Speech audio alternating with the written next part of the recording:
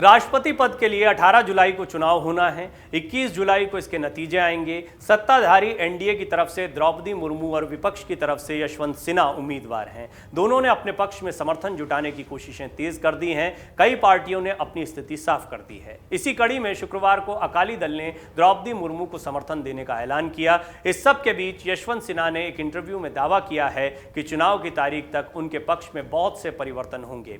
ऐसे में सवाल उठते हैं कि क्या इन परिवर्तनों से यशवंत सिन्हा राष्ट्रपति चुनाव में द्रौपदी मुर्मू का खेल बिगाड़ सकते हैं? अगर हां, तो यह कैसे संभव होगा? अब तक किस किस दल ने यशवंत सिन्हा को समर्थन दिया और कौन द्रौपदी मुर्मू के पक्ष में खड़ा है, आइए जानते हैं। यशवंत सिन्हा ने अपने प्रचार की शुरुआत केरल से की। इसके बाद वो छत्तीसगढ़ पहुंचे, जहां कांग्रेस की सरकार है। यहां उनसे मीडिया ने पूछा वो कैसे खुद की जीत को लेकर आश्वस्त हैं। इसका जवाब देते हुए उन्होंने कहा, चुनाव तक काफी समीकरण बदल जाएंगे, बस देखते जाइए। इसके पहले नामांकन के दौरान भी सिन्हा ने खुद की जीत का भरोसा जताया था। यशवंत सिन्हा को अब तक Congress, NCP, TMC, CPI, Samajwadi Party, Rashtriya Lokdal, RSP, TRS, DMK, National Conference, Bhakpa, RJD जैसे कई दलों का समर्थन मिल चुका है। मतलब यशवंत के पास अभी करीब 3,89,000 वैल्यू के वोट हैं। केरल के छोटे बड़े सभी दलों ने यशवंत सिन्हा को ही समर्थन दिया है। ऐसे में संभव है कि यहां से एनडीए के उम्मीदवार द्रौपदी मुर्मू को एक भी वोट न मिले। एनडीए की उम्मीदवार द्रौपदी मुर्मू अपना चुनाव प्रचार शुरू कर चुकी हैं। मुर्मू को अब तक भाजपा के अलावा BJD, YSR Congress, Janata Dal secular, Shiromani Akali Dal, JDU, AIADMK, लोक जनशक्ति पार्टी, अपना दल, Nishad Party, Bahujan Samaj Party, Republican Party of India, NPP, NPF, MNF, NDPP, SKM, AGP, PMK, AINR Congress, Jannayak Janata Party, UDP, IPFT, UPPL और हाल ही में शिरोमणि अकाली दल जैसी पार्टियों ने समर्थन दे दिया है। विपक्ष में होने के बाद भी BJD, YSR Congress, Janata Dal secular, Akali Dal और बहुजन समाज पार्टी ने एनडीए के उम्मीदवार द्रौपदी मुर्मू को समर्थन दिया है। इन सभी के पास 6 लाख वैल्यू से ज्यादा के वोट हैं।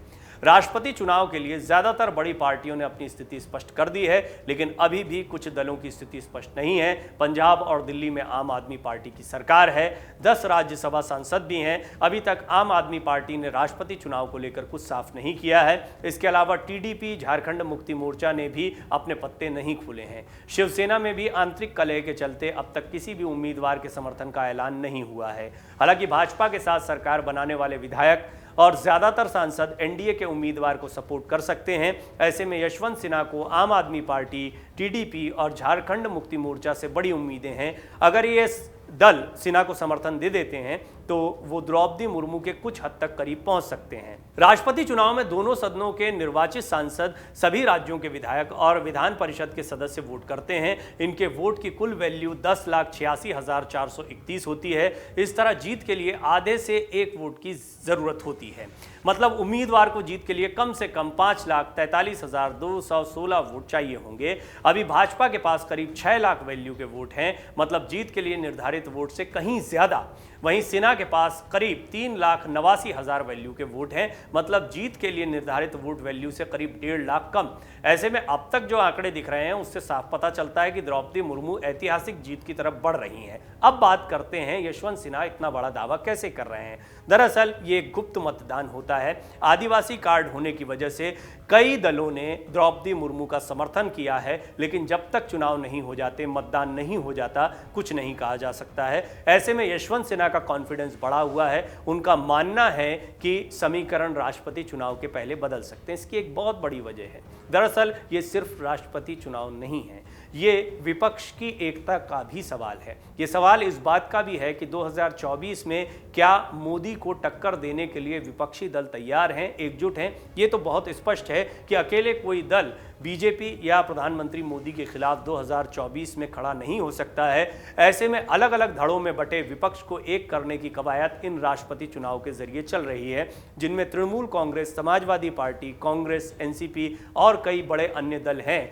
जो एक साथ आने की कोशिश कर रहे हैं। और इनमें आम आदमी पार्टी को भी नहीं भूलना चाहिए, जिन्होंने दिल्ली के बाद पंजाब में अपना वर्चस्व बनाया है। बहरहाल यशवंत सिन्हा एक मंजे हुए राजनीतिक खिलाड़ी हैं, बीजेपी की अंदरूनी राजनीति को जानते हैं। वो पहले भी दावा कर चुके हैं कि बीजेपी में मौजूद उनके दोस्तों से वो मदद मांग रहे हैं और उन्हें उम्मीद है कि उन्हें इससे बेहतर वोट मिलेंगे जो फिलहाल राजनीतिक दलों के समर्थन के हिसाब से दिखाई दे रहे हैं। मुकाबला कड़ा हो सकता है और यशवंत सिन्हा के दावों में अगर दम हुआ तो इन चुनावों में बड़ा खेल भी हो सकता है। डाउनलोड करें अमर उजाला ऐप और पाएं खबरें लगातार। अगर आप ये वीडियो YouTube पर देख रहे हैं तो हमारे चैनल को सब्सक्राइब करें और बेल आइकन को दबाना ना भूलें। अगर आप Facebook पर ये वीडियो देख रहे हैं तो हमारे पेज को लाइक करें।